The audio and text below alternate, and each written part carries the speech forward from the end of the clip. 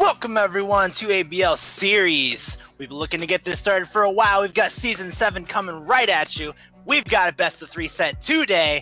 It is happening. We've got Team Fish Tacos. We've got No Fear Esports. We are looking to get right into the thick of things. It is going to be a great set to start off the series, start off this season, and get ABL kicking. I'm glad I could join you guys here tonight. I'm Skyson, joined by my man, the duelist in the top lane, Swift.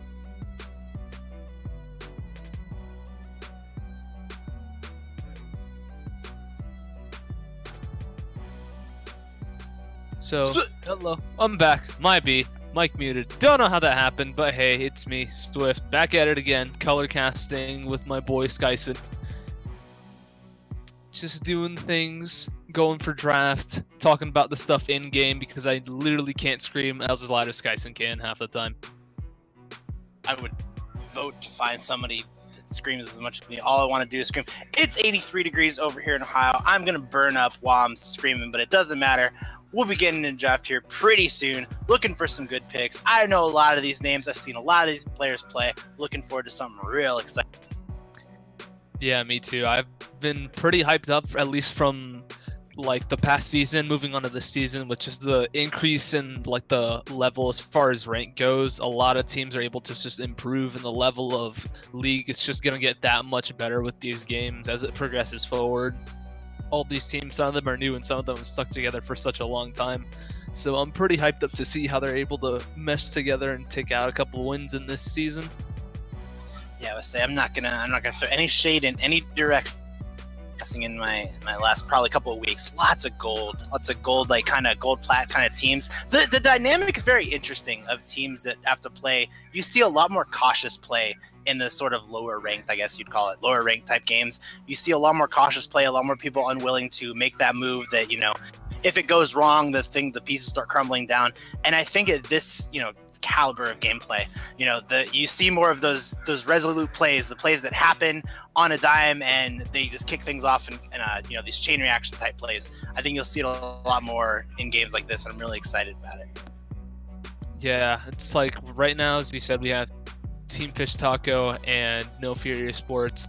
No Fear, I think they've been around together for quite a bit, and I know Team Fish Taco as well has played in other tourneys such as UML.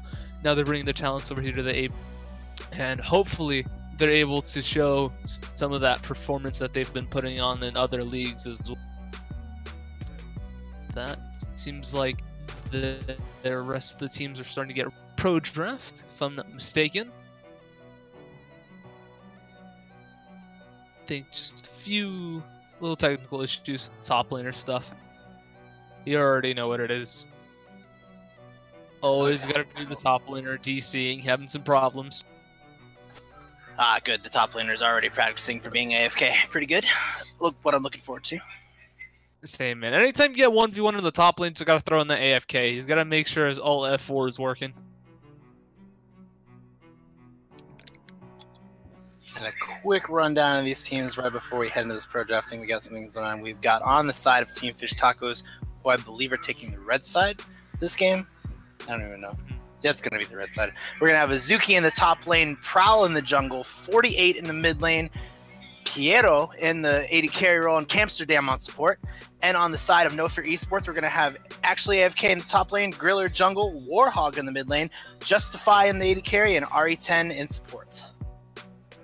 Yeah, all these teams are pretty stacked. You got a couple of low diamonds, but at the same time, you have a couple of D1s and master players throughout this lobby, and it seems like as I said before, the level of play this season compared to all the previous seasons of ABL is going to be a lot higher than it was before, and I hope that we can see that through like some of the drafts, maybe some more creative picks come through, because, you know, team synergies definitely open up a lot of possibilities when it comes to draft and rotations and the like. Yeah, so it's kind of nice. You do get a lot of the team synergy type picks, and at the same time, I think a lot of what you see at this level is a lot of one tricks, and you know, it pulls a lot of bans when people, you know, you do the pre-scouting of teams of certain members of a team, and you see them perform extremely well on 1 or 2 games. We need to throw a ban at them, and you know, that person is more than likely expecting to see that type of ban, and seeing how they adapt the rest of their pool around their, you know, popular pick is you know, an interesting thing in itself. So seeing if we get some of those one-trick target bans, it's always an interesting thing to see in these leagues. Very, very true. It seems as though the league is going to be ready in the pro draft.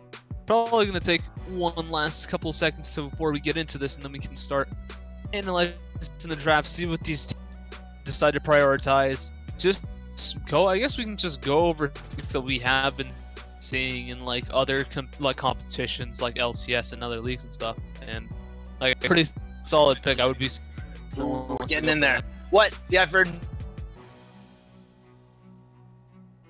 everything is messed up. Oh, we're going for jungles. This is the jungle kingdom here. Yeah, if you were talking about the jungle kingdom, they're definitely pinching out a lot of potential jungle picks here in the early stages of the draft, and then it seems as they might go for a Nico ban as well, which I wouldn't be opposed to. Nico's been pretty sleeper. A lot of teams have picked her up here and there. Ooh. Nope, gonna go for the Caitlyn ban. +2 AD, way too strong of a ban for numerics like this, so we're gonna keep her out of it. Yeah, Caitlyn's surprisingly strong if you can get some sort of a lead out in laning phase, and these players should be able to use that to their advantage. And then next comes out an Aatrox ban, which after those changes to his ulti where he gets resets on every takedown, if he gets one reset, he just starts popping off in any team fight that he and just becomes a Guardian Angel Master Yi for a little bit. It's pretty far. Thought I might get to see Mordekaiser in the first round, but we are going to see that go through the third ban of Team Fish Tacos, so we're not going to get to see the Master of Metal messing up the spectator. Very, very true. That'd be like the best thing, just having the cast. It's like, all right, dude, so he ulti Mordekaiser ulti this top laner, and we can't see what's going on. It's really great. I really thought there'd be some absurd thing happening where you'd see an extra, they're just gone. And I'm like, well, I can't cast that anymore because nothing's happening. And the perennial Sivir ban. And like you said, Karma, absolute first take. TFT is going to grab that without a second thought. And then No Fear eSports pick up Sejuani and Lux, a pretty solid CC duo in the jungle. I wouldn't be surprised if they decide to try to pick up Trundle, which is kind of a universal counter pick in a Sejuani.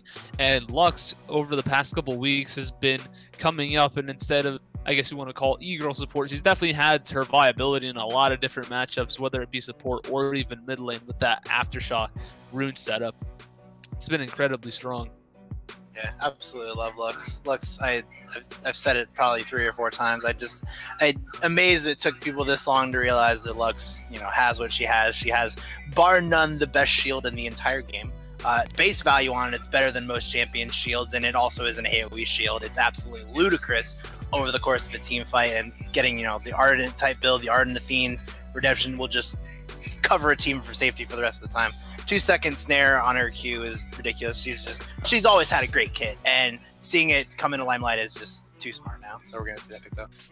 Yep, and running through the last bit of the first round of the draft, they pick on the side on Team Fight Tacos. They pick up Kindred and Xayah, double marksman out here. Kindred obviously going into the jungle, and Xayah probably one of the best, if not one of the ADCs that you can pick in a competitive environment, just because of how much damage she provides to a team and how safe she can be. And No Fear eSports responds with the Kaisa lock-in, which is also an incredibly strong ADC in the meta right now, and they take off the Zyrakan combo in their respective round 2 bans. Definitely smart to rip the Zyrakan combo apart, especially with Lux, who, Lux, while she is very, very strong on the back of Aftershock, if she misses that snare, doesn't find the Aftershock proc, gets engaged on by the Rakan, she will disappear in a matter of seconds. So taking that away for the power of their engage there is going to be very helpful. Riven going to get banned away from Azuki, holding on to his very nice little Riven club tag. So he's going to get that banned away from him as we see the Camille go. Very true. And then the Nico, that was once hovered earlier. This time it is banned and Camille taken away off the board from Team Fish Tacos. Camille Sejuani has been an incredibly strong duo lane when going for 2v2s, when jungle top or jungle mid even. It seems like No Fear eSports decided to opt in for the Irelia Sejuani, which also is pretty close when it comes to that 2v2 strength that we were previously talking about. And then Renekton's locked in, more than likely in response to the Irelia, which does decently well into her. Yeah, but they do have the flex pick on that Irelia. Now a mid laner or top laner can be picked up for No Fear here, so being forced to show off the Renekton is going to be maybe his downfall. So Sandra come through. Sandra coming through, especially after those nerfs to Aurelia's W and just that shortened range on her E just recently. The matchup has become a bit more sided for Lissandra and a lot more volatile for Irelia. If she falls behind in that match, it becomes extremely difficult if she decides to go mid lane, and for that reason they opt to pick in Aurelian Soul and give that counter pick to the mid laner there. So, it's been 50 years. It's been 50 years since I've seen Aurelian Soul. Seeing Aurelian Soul is so scary. Aurelian Soul is one of those champions. You don't casually pick Aurelian Soul. You put Aurelian Soul in the hands of someone who's been crafting their Aurelian for years, I feel. It's like they have to take as much time as it takes to make a star appear in the sky. Right, there's like a ritual, the ritual of summoning Soul. It's crazy. It's like the 5 cards of Exodia. It's like, all right, when the time is right, we pull it out, and that's when we last pick it. But I'm interested to see how they can make this work. Because typically, when you pick Aurelian Soul, you're going to be looking for those roams levels, like at like the early levels, and start adding pressure to the map. And with this Sejuani Irelia up in the top side, I think it would be a sort of lead or get the wave shoving into Lissandra. It has, pick Aurelian Soul into this comp. Yeah, I think especially looking at the Aurelia on your team against the Renekton. Renekton, a pretty notorious champion for trying to put the pressure on very early. Get the advantage over the enemy top laner. So you'll see him typically, shove up a little bit harder than he'd like. So giving Aurelian Soul over to be able to maybe a little earlier than anyone would expect. Get a good gank off, put Renekton on the back burner, and get actually AFK as Aurelia a little bit ahead. And really it'll be interesting to Soul here. I agree, and I'm looking for the Slash Tacos to start putting control wards all up and down the river. Benefits everywhere, just to track not only where like Kindred are they're jungling, but as we said, that Aurelian Soul rooms are going to be incredibly useful to keep track of once the mid-game transition starts. Yeah, I was going to say, you really have to pay attention. There will be a lot of attention given to the sides of this map, between the Kindred marks, the Aurelian Soul, and it's not to take credit away from Lissandra's roam. Lissandra's roam has been very good since they tweaked the mana cost on her Q, gave her pretty good access to early shoving. So, both these mid laners have good potential to try to get themselves, and both of these junglers are very easy to gank with. Sejuani has a full kit of, gank potential by herself, so following that is going to be very easy. And, you may see some early fights in the jungle for these Kindred marks where Griller tries to bring over Warhog to make a fight up. So I expect to see a lot of action to happen in the jungle, maybe, in transition to a lane, but, you maybe have some of these small skirmishes happen in the jungle in the meantime. It'll be interesting to see how it goes over.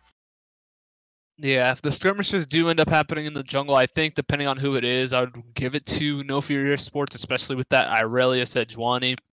And like once the mid game hits, looking at the bot lane, Xayah, yeah, she does pretty well into Kai'Sa just because Xayah has, I'd say, more early game potential or like strength to get early game kills without dependency, like being dependent on a support. But once the mid game hits and people start grouping for team fights, there's just so much CC on the side of No Fear eSports, and Kai'Sa's just gonna have a field day with how many passive stacks you can probably get for free in these fights.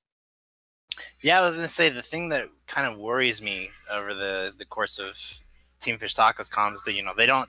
Sejuani, is a tank. She's just as tanky as your tank gets. You have Renekton on your team, who traditionally would build sort of the bruisery type items. The Black Cleaver, and not exactly a straight up tank that you can have reliably soak up all the damage in the world. Especially coming from Kai'Sa, who already shreds tanks to a pretty good degree herself. But the frontline potential is what I'm maybe concerned about for Team Fish Tacos. You have Aftershock Lissandra being tanky for a couple seconds. Renekton will be spending most of his time trying to dive into the backline to try to rip up this Kai'Sa. It's who is going to be the P or the Xayah besides some Karn. Good, to be fair, but I don't know if that's going to be enough to keep away, actually AFK. RE10 finds a Lux snare, onto one of these carries. Is that just the end of these fights? True. Like if you have Renekton get ahead, it's like you don't want the Renekton to just start building tank with the lead. You obviously want him to start shoving that lead. And if Renekton goes full damage, or like at least mostly damage, he's not gonna have as much inherent tankiness to start being the front line of a team in a team fight. And I'd say he'd kind of have to be at some point in the game, like the same with Lysandra, because with that heavy front line that they have with at least Edge 1 in Irelia to an, it's just going to be a lot harder for them to execute team fights when the game goes late. I think they're just going to have to try to piggyback off of Xayah and Kindred scaling, just getting to the point where they can't be touched, or they can try to carry the game on their own. And having a Karma wouldn't be bad, especially if she builds Ardent. Yeah, I was gonna say having the the strength of the Karma, after the buffs, having the access to the move speed that Karma gives you, having the already pretty mobile on the Xayah, it'll definitely be looking good for them over the course of a long fight. If Lux doesn't make a snare catch, if there's no crazy Sejuani ultimate making a sit catch on the side of No Fear, I think that Team Fish Taco has the ability to play the front to back fight, play it over the course of long, and out DPS this No Fear team. But we'll have to see how it plays out. Again, the early game transition is going to be really important here to see if this comp that No Fear eSports has put together gets considerably ahead, and it becomes harder for Azuki and 48 to stand in front of them and say, hey, we can suck up your damage, we're just going to disappear.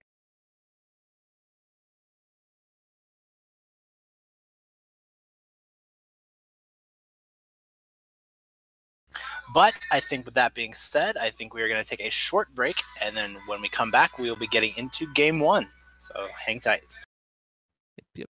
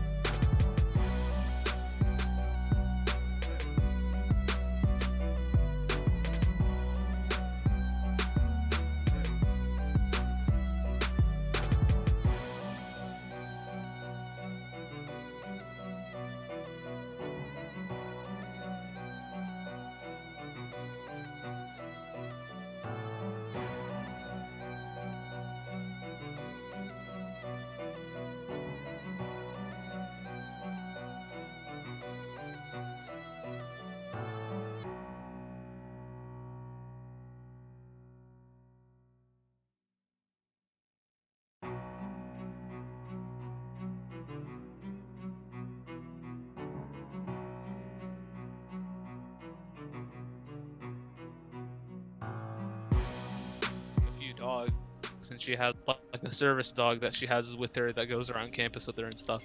And turns out she what? We're pausing. Countdown? I did not hear. I heard nothing. I heard nothing. Yeah.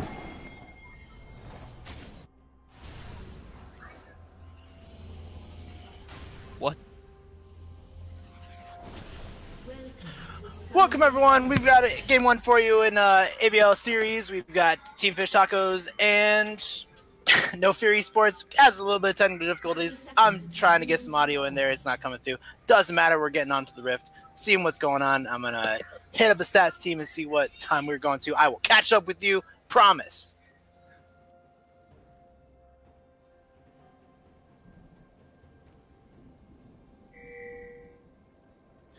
All right, I'm looking. I'm here. We are seeing everybody set up at the 5 points on the jungle, and we're everything looks pretty normal. Everybody's 5 pointing. Just had a bit of technical difficulties. Everybody's lagging because, you know, it's just that time of the night. Everybody's off of work. You know, everybody's got their own things to do. Play some League, watch some Twitch, the usual. But hey, we're back at it. And it seems as though both teams are going to opt for their bot side leash, but they did spot Prowl going towards his red buff, so this can definitely help him as far as counter jungling goes. Yeah, everything looks pretty standard here. We're gonna see, catch him on the red side to see how these bot lanes interact. You know, mid lane already try and look for little interaction. Aurelion Soul interacts by farming. You know, talking about the shame, I never know if I want to get hype about him because he's just, I can't tell if he's hitting the other guy or if he's just hitting minions. It kind of just is what it is. He just does what he wants at this point. Just can't walk into his little like personal space. Meanwhile, Karma Q dealing some good damage. Better get him out down. That 10% slow buff really makes a difference here. Oh, look, Warhog already low, running pretty low on mana. Warhog gonna walk himself back. Gonna find a little bit of damage in the return there. Ooh, the level 2 from Renekton hit before. Nice slice onto actually AFK. It's looking pretty solid up there in the top lane for Azuki right now, asserting that early game dominance that he has on Renekton. Yeah, trying to find the backboard. Warhawk's spending a lot of mana on this enhanced W, so trying to take a little bit of harass back from Lysandra.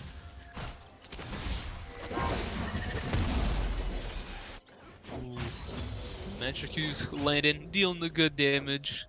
Oh, we see Prowl walking right by Grilla, turning it around, getting the Q down. Trying to find the fight happening here. Prowl's gonna actually turn around and find the kill for first blood. Grilla's just gonna walk right into it. Yeah, I think Gorilla wasn't looking at his own screen, and that was pretty unfortunate there. Caught that man chopping. Caught that man chopping for some gator, dude. But yeah, that's pretty unfortunate. It seemed as though that Gorilla was potentially going to get that gank off in the top lane, but turn that around. RE10 finding that snare, turning around, trying to find some poke down. Not going to make much happen. Amsterdam going to get the shield down. That's a lot of damage. Look at that Kai'Sa damage coming through. Amsterdam taking a lot in return. Yeah, Kai'Sa's early game passive, even with D-Shield, does a substantial amount of damage. He's able to get the passive off. Oh, we see the gank coming through. Prowl's looking for Warhog. Now Warhog has nowhere to go. He's working until he has to get the flash down.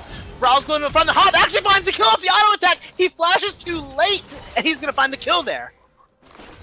Yeah, now you got Prowl. He is getting those kills that he needs early game. Looking for Griller now. Griller, they're having a fight. Griller's going to find the Sejuani stun. Prowl's going super dangerously low. Aftershock is up. He's going to make it to his mid laner in time. Azuki finds the flash, the EQ. He goes down the tower, but he's not going to die. RA10's going to miss the flash snare. 48's actually going to make it out at the same time. The top lane is going to get the kill over to Azuki, and the skirmish in the million is going to end up with nobody dead.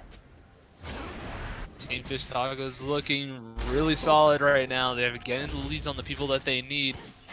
And as long as like their bot lane stays even, I think they're having that 2 kills on Kindred in the early game and having Renekton like have that early game lead on top of Irelia is really going to help. And they did blow sums in those early game fights. This definitely benefits some reganks, which I wouldn't be surprised if they pull off again. Yeah, I was going to say, getting a Kindred this early ahead, I didn't see if anybody ended up getting marked in this process, but Prowl is definitely finding what he was looking for there. We're seeing a little bit of fight action going on. Azuki putting a lot of damage! The stun's there! He actually gets the kill!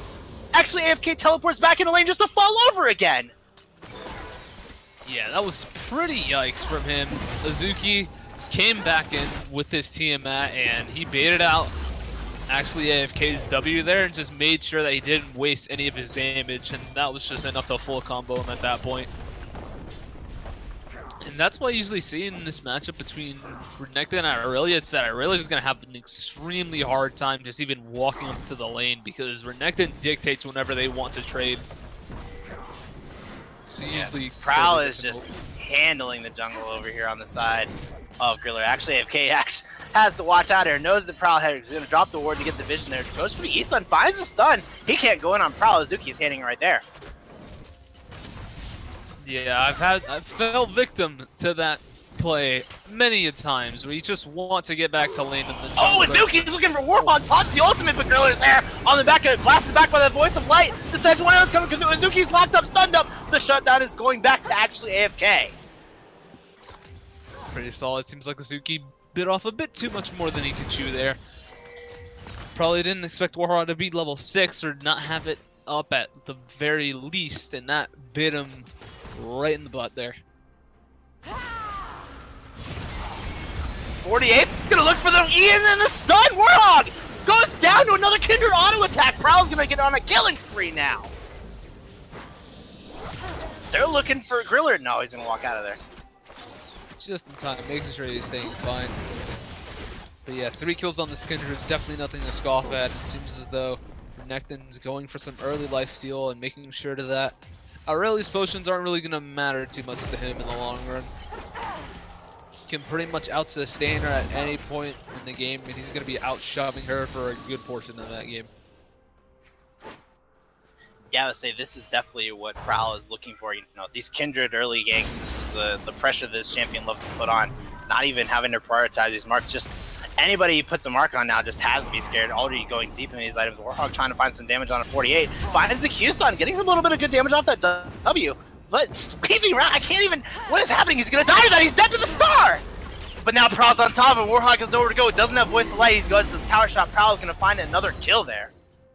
Trade for trade, I wouldn't say it's bad. I mean, he did give a kill over to Warhawk, but it's not as though that 48 has any shutdown gold on him.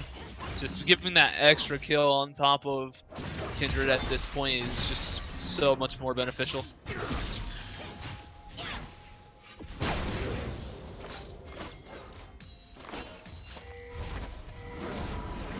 So far, Kindred's just going in for the invade. They spot him. And oh my god, Prowl fighting Griller again. No, he's going to dodge out this slow from the Frost Armor passive, so he can't slid up at the E.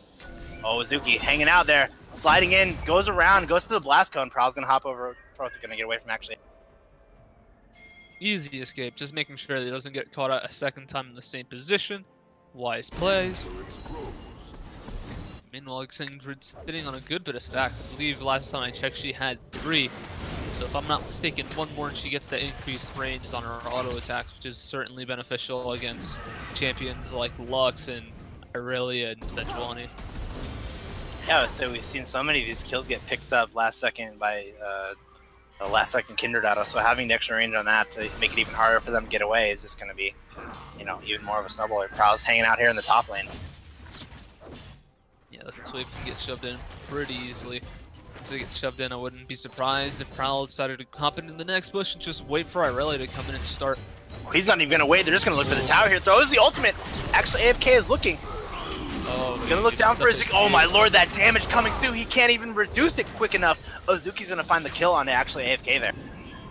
Yeah, he messed up his Q reset. I wasn't able to start resetting it off of the minions and on top of Azuki to stack up that passive. And once that landed, there was no way he was coming out of that one alive.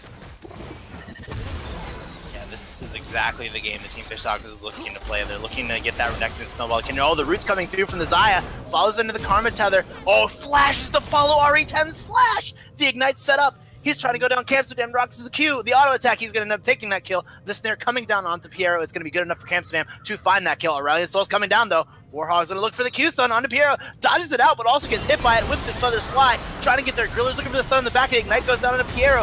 He tries to find the Stars. Stars going to find the kill onto Piero. The kill's going to go over Justified, but in the same time, He takes a tower shot. It goes too deep. That could have been a kill going over to Piero there if he actually positioned the ulti a bit better, but that was still a good turnaround from Team Fish Taco there.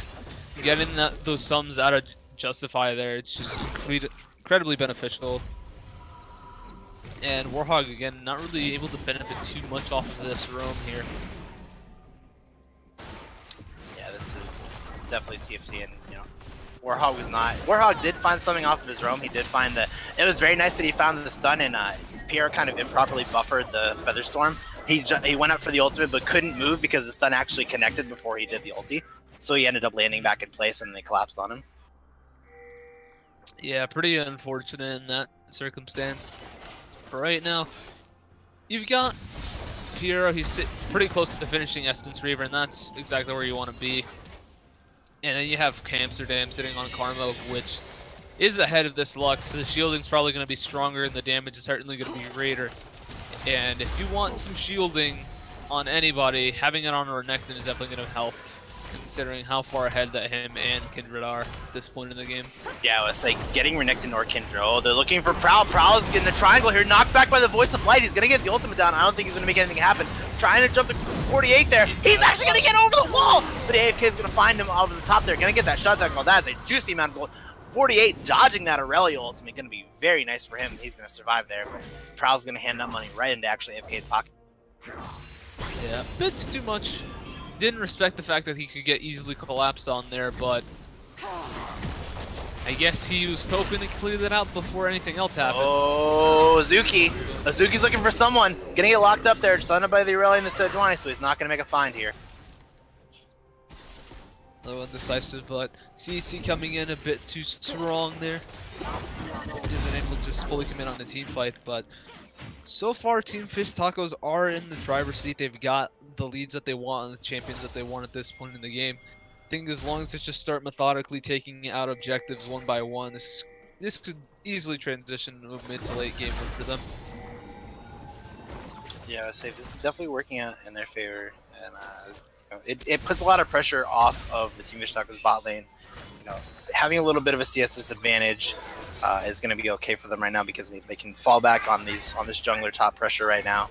Not having to worry too much about Warhog roaming down because of all the the pressure that Prowl is putting on him. If he tries to move away from that mid lane, he's just going to end up running into Prowl. He's going to run right over him.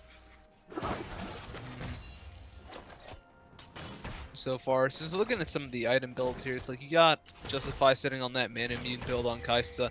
He's definitely looking to just scale up and get more damage the later the game goes, rather than just having that upfront damage from Stormrazor, which I completely agree with. Just going mana immune definitely opens up your build path a lot more and gives you more benefit of even building any sort of AP. And then just with Xayah building Essence Reaver, like all Xayah really needs to do, considering she's not that far ahead as far as this matchup goes, just having that extra CED on her ultimate to stay alive is pretty much all she really wants in these fights. As long as she doesn't get picked off and can provide some consistent DPS, she's done her job. Yeah, so, oh, at the same time when we see Warhog gonna go for the Voice of Light into the Q stun, they're gonna work together. Lux Ultimate's gonna come through, gonna find the kill on Amsterdam. Piero finds the Featherstorm to get himself out of there, but that oh, the Featherstorm!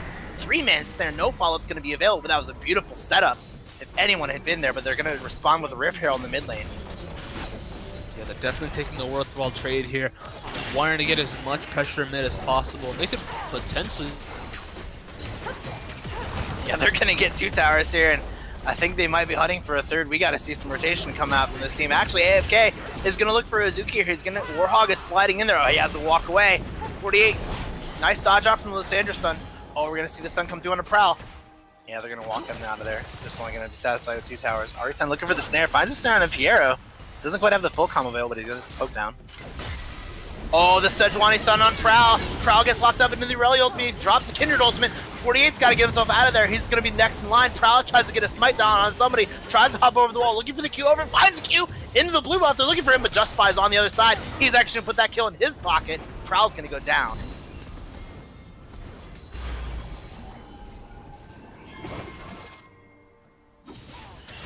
More and more action all around. You get a tier 3 going over to Justify. I think my Telecaster has fallen into space. I'm alive, I think, hopefully. Oh, Azuki! Azuki doesn't know if he wants to turn around and make this happen. No, he's gonna. Oh, he flashes in! No! He's gonna collapse on 3. He tries to turn on to Warhog. Warhog ends up flashing out. He's looking for him. Lux Ultimate's not gonna find him. He's gonna get caught by the stars. They can't make it happen. Warhog barely surviving. That shutdown is gonna go into actually FK's pocket. He's gonna be a very rich man on this Aurelia. Yeah, even though he's behind, he's doing decently well as far as CSing from behind, and those shutdown gold kills that he's gotten over the past couple fights, it's definitely going to help him transition back into this game a lot easier than previously anticipated. Right now, rest of No Fear eSports are sort of getting to their spikes. I mean, you have Warhog on really and Soul with that, like those Swifty boots on top of that. Ryalize is going to be incredibly difficult just to catch up to him, as we just saw with Renek, that he was not able to get on top of him for that last auto attack. And Kaisa now finished up for Winsu's on top of Manamune here. So once that gets fully stacked, she's going to become a force to reckon with.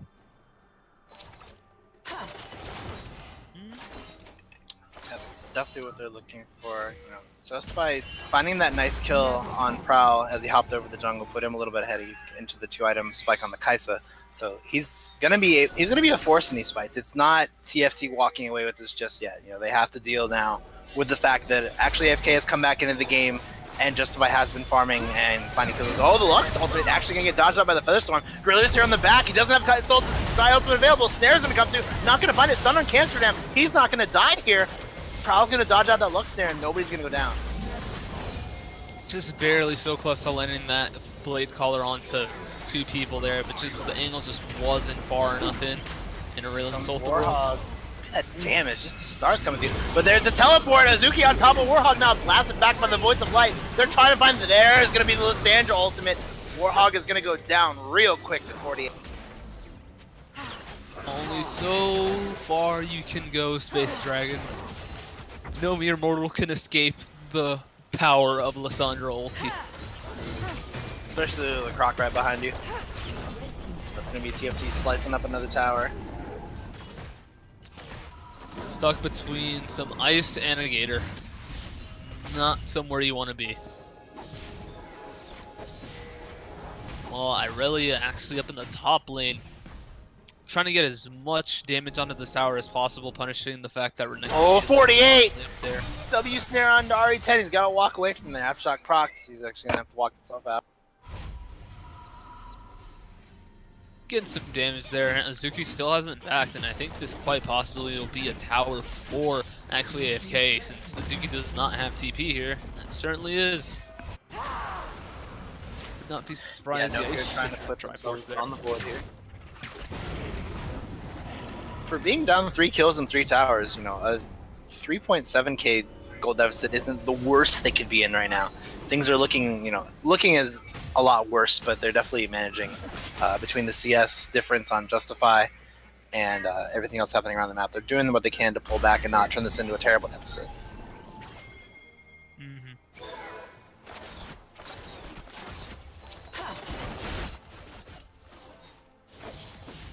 Have to agree with that one.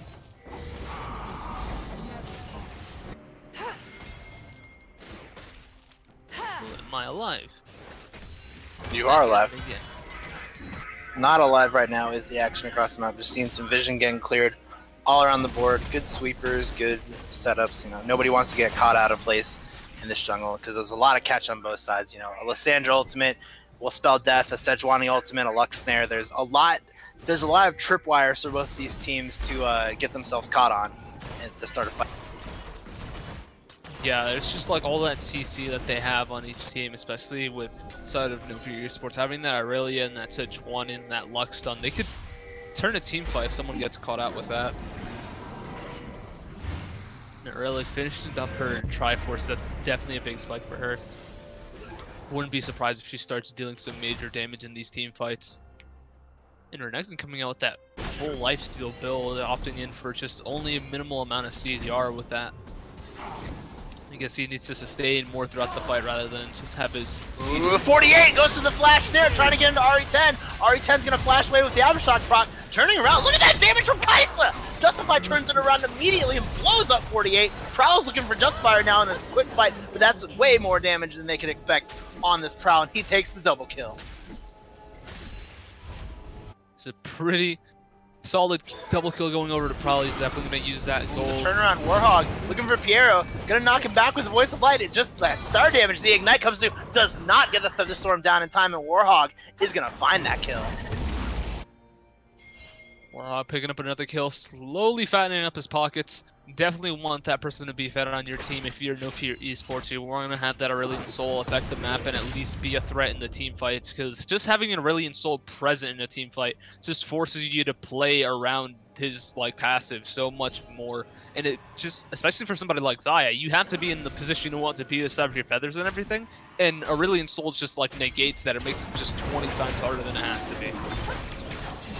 Yeah, so it really becomes a positional type team fight setup. You know, you have to watch for the Xayah feathers, you have to watch for Aurelion Sol's position constantly, you have to watch for potential Aurelia E-stun setup so your team doesn't get locked into them, you have to watch for Lux. There's so many things flying around that keeping your eyes on stationary targets in these fights while you're trying to position and remove around all these skill shots is it's really frustrating.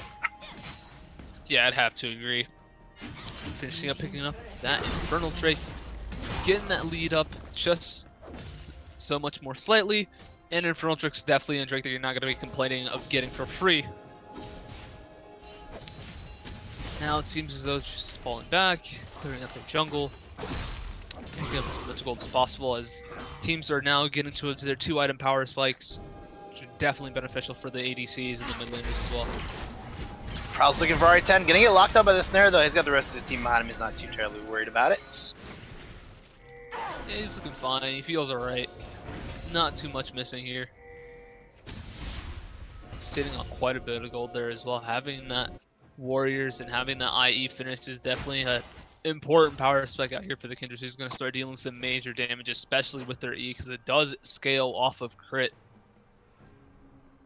Does it really? Yep. I have not. I believe it is the more crit you have, the more damage it does when you're at lower HP. So once you start building a bunch of crit, the last auto on her E just it pretty much acts as nearly an execute. That's scary. I had no idea. Makes a lot of sense. Late game Kindred is a force to be reckoned with. I don't need to be talking about 80 carry assassins, but I guess that's what we got here. That's what we got here in the bag.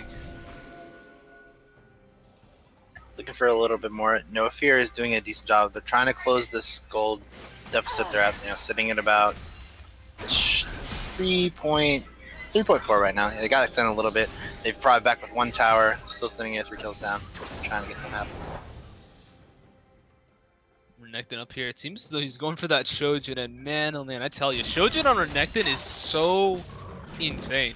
Just having that constant resets on his abilities with each auto attack, it almost seems as if like this man has like he almost has like a stun up every like 4 seconds or something. It's like having Yeast passive, except instead of double checking, you stun. So you just auto stun, auto stun, auto stun. It's pretty. Yeah, pretty nutty indeed. The side of No Fear Esports, you've got Aurelion Sol. He's starting to stack up that Rod of Ages. It's definitely going to come in handy in these team fights where he has to be tanky just he can't die instantly to this Renekton or this Lissandra. And Kaisa as well, finishing up her mana, fully stacking it. And now her Q's going to be doing a truckload of damage with each tick. And QSS as well. Definitely don't want to get locked up by a Lissandra ulti randomly. So just some insurance. Yeah, I was going to say the QSS is going to be the answer for Justify here, but at the same time, Prowl. Trying to find something onto. Look at that damage on RE10. He's going to end up walking out there with the Aftershock proc. But I was going to talk about the Mikhail's Crucible sitting on Amsterdam to help Piero out without having to buy him having to spend money on QSS for that. It's the insane damage coming out. Zuki, you can get locked up.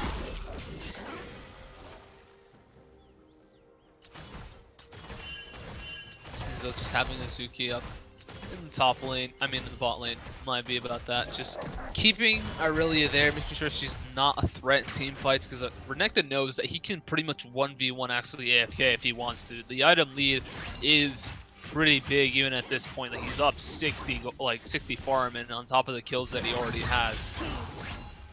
Once he finishes Shojin, it's going to be nearly impossible for Irelia to be able to hold him down in a side lane. Yeah, looking at things going, it's really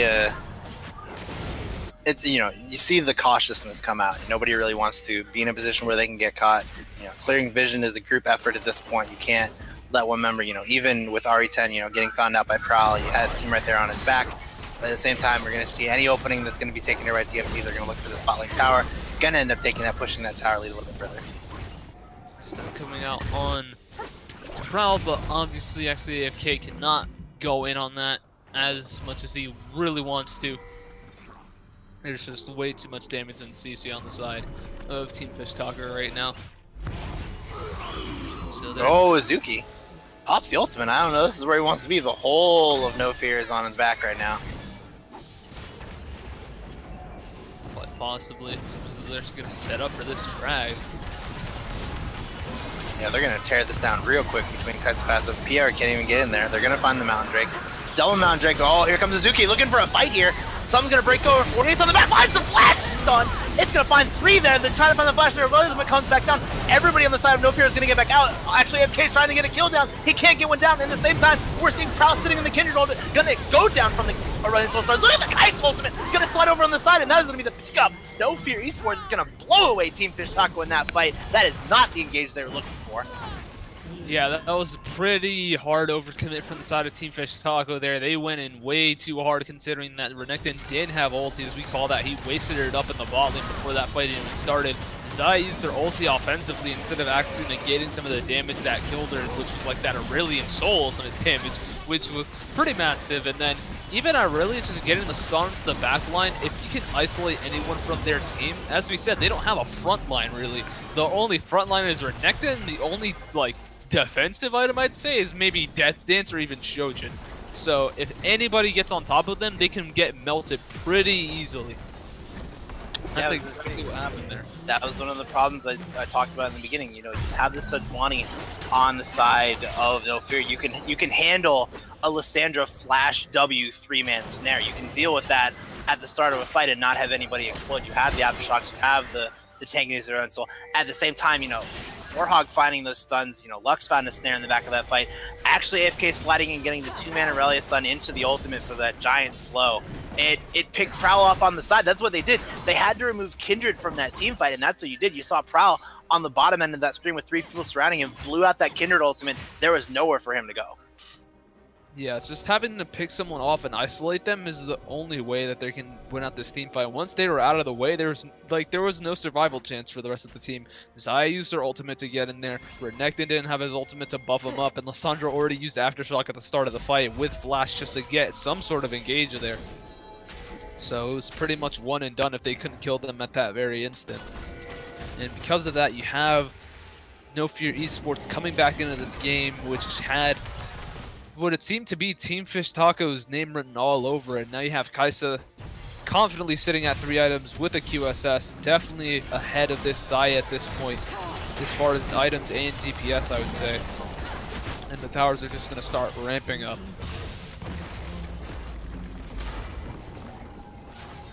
Yeah, it was almost pivotal at this point. Right before they grabbed the Baron, they grabbed the second Mountain Drake, so their tower pushing power is actually massive at this point. Yeah, right now you have Irelia. She's sitting there. I think she might even try to throw Shojin or something. She's going for that PF or Ruby Crystal. She's just sitting there in the side lane. They're trying to drag as many people away from her as possible. And it seems to be actively working. Just pushing some of the side lanes, getting as much towers as possible by spreading the team thin. Ooh, Proud, looking for Warhog. Getting you over the wall. He's going to get gunned down. Voice of Light's going to knock him back. It's not enough. The red buff slow is good enough. And 48's going to slide in there and take that shutdown. Yep, and there's Irelia on the side on actually AFK. He's taking up another tower, and they're falling back, making sure to shove in the wave and create as much pressure as possible. Ooh, Proud looking for actually AFK. Look at that Kindred E-slow. It's massive, but he turns around. Gets to your Rally ultimate, sending Kindred at 48, trying to help him. Stuns him up with your ultimate, and that's going to be good enough. They get another 3 kill.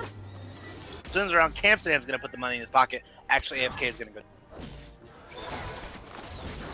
Yeah, bit off a bit too much more than he could chew. Just having that Kindred ulti and not allowing people to get killed inside of it, definitely going to harm the Irelia there, trying to ulti in and finish her off before that happens, but Irelia just isn't that fed to the point where she can 100 to 0 Kindred that easily if she has ulti available. As we see here, it seems as though Irelia goes and opts in for that GA instead of Shojin. She wants that defensive. She built Sterak second.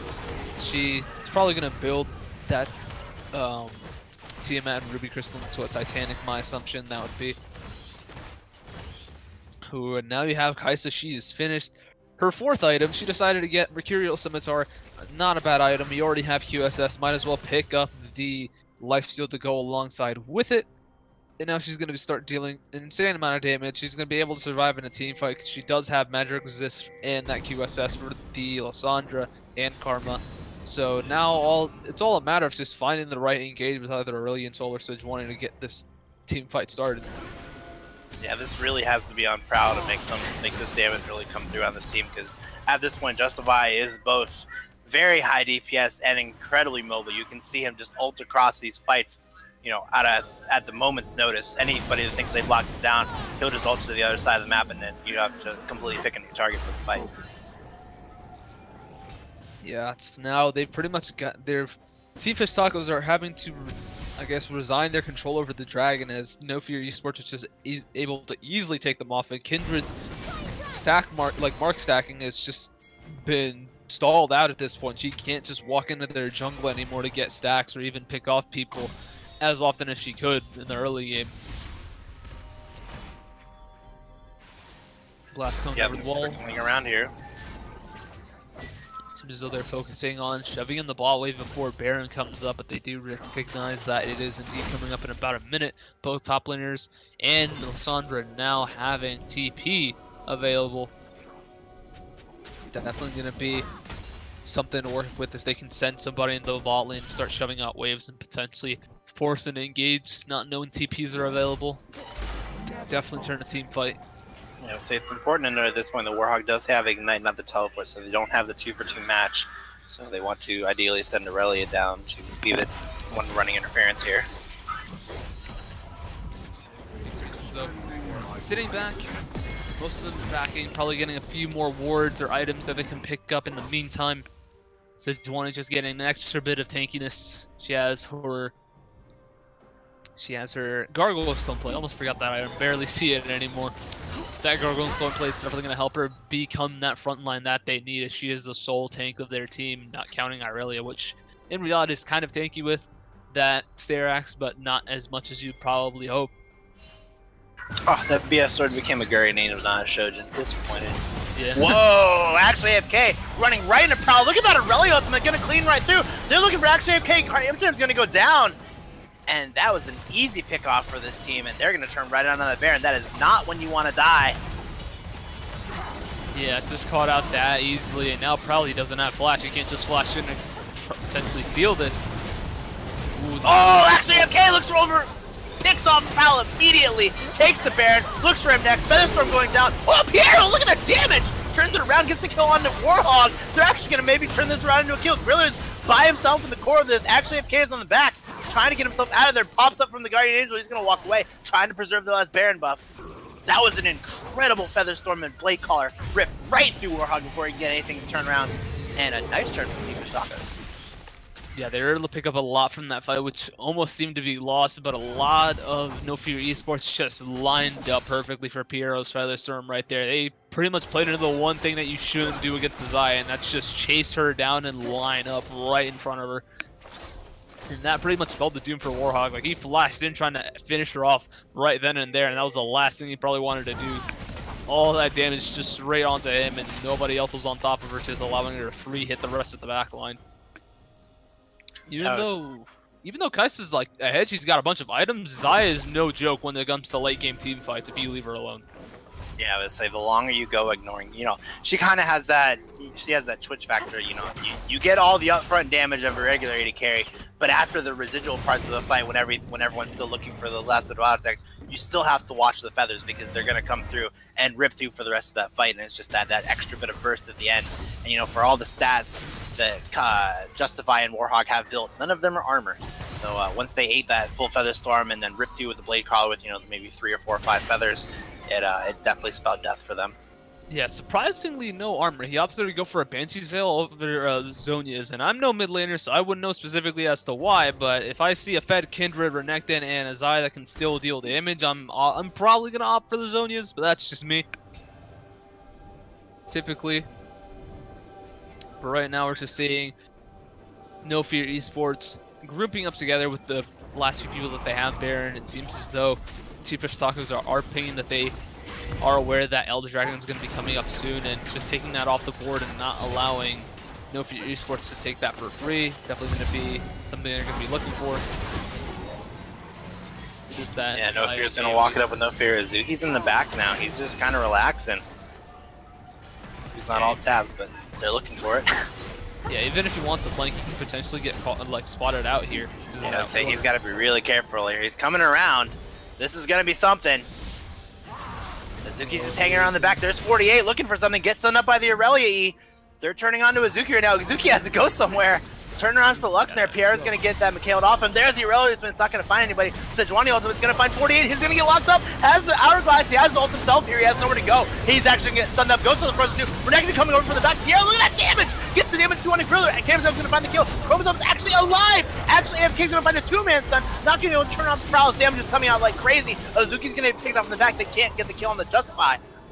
Kai'Sa still has ulti. Piero's trying to find RE10. He's going to go down in 2 shots. He goes for the Featherstorm on just RE10. Goes for the Blade Collar, finds the kill. Prowl finds the double there. Looking for Justify next. Justify slides out with the E. Tries to turn around. The ultimate comes through. Gets the shield. Can't he find the turn to kill? No, Piero's going to find the double there. And it's just Pierre and Warhog that are going to walk it out at the end. An extremely close fight right there. That could have honestly gone either way. And that was pretty solid from Justify there, sustaining himself into that fight as long as possible. But just that slow from Aurelion Sol just didn't allow Pierre to be able to finish off that last kill that probably would have resulted in an ace. Oh, but Kai'Sa with that back, she's finished her Rabadon. He's going to start dealing some. Warhog. Look at that star damage. That's half of Pierre's health and 2 stars. Certainly not something you want to mess with as an ADC. I hate when Aurelion Sol's existing around me. When I hate it when my champion just exists around me. They're just there. It's like a Sunfire cape, but you die. Shout out to Zoe. You already know. And in the meantime, it seems as though No Fear eSports are starting to try to clear out vision for this Elder Drag. They don't have any vision that's really being contested other than this one control ward that they're going to try to clear out. Throwing in some wards just in case. Lux might be caught up, potentially. Yeah, they're looking for something here. It's gonna end up being okay. Mobies are pretty helpful. This Elder is going down incredibly fast. Oh, Ethan's coming up. Red is gonna find that Elder. That's gonna be a triple dragon Elder looking for it. Justify's gonna ult in, looking for Piero. Gets locked up. He's actually gonna be okay. Heals up from the redemption heal. Oh, Prowl's on the side. They're looking for something. Finds a stun off the back of the Aurelion Q. Oh, 48's gonna ult himself. They're trying to make a fight happen here. They gotta turn around. 48's gonna get locked up, goes to the Hourglass. He's caught in the middle of everything. Red's gonna find a snare. Justify's gonna find the kill. Aurelion's gonna miss again. They're looking for a fight here, but they have to walk away. Oh, they're looking to turn back onto Prowl. Prowl's gonna watch out. No, Azuki flashes in, turns around, kills Kai'Sa. Prowl's standing in the Kindred ultimate, trying to make things happen. Stunned up by Aurelia, looking for more thing to happen. Azuki's in the center of 4. Can he make it happen? Turns around, can he get the kill on AFK? Pops the Guardian Angel again. Azuki's gonna go down, and AFK's gonna come back up. It's just gonna be Piero. He's dead. Goes down to the power of the Warhog Star, and I think that might be it. Yeah, the Aurelion Sol slow is just too much to handle, especially for Zaya just having no movement speed to maneuver around and kite back. That's definitely going to hurt her in the long run. And just that team fight, they just weren't able to pick off that many things, especially with 48 getting caught out so early. It just didn't have that last bit of engagement that they needed or CC to lock anyone down. And with that, I'm pretty sure No Fear eSports take game 1 of this series. Pretty solid game. You end on even kills, and no for esports showing the perseverance is what prevails there. You find the right catches, you find the kills, you force TFT to come in and play your game, and I mean they have the front line for it. It really worked out for them. Yeah, it was an incredibly close game. Even in like a few minutes back, the gold was dead even, but just no for esports able to bring that back after being behind in the early game to that Kindred and Renekton, and they exposed the fact that they didn't really have a front line. And when you take out the Lissandra, who's pretty much your main engage or your primary CC for a team fight, then you have no real way of holding down the enemy team. Even with Kai'Sa taken out of that fight extremely early, there just wasn't enough damage to consistently take out the rest of the team. Yeah, real definitely, working out for them. You saw the picks come through. Just5 looked absolutely stellar on that Kai'Sa, sliding around these fights, picking up the early kills they needed to tear open this not so capable front line of TFT. And we'll have to see if adaptations come through for game 2. I believe we're going to take a short break before we go over there, but we'll probably be getting into game 2 very soon.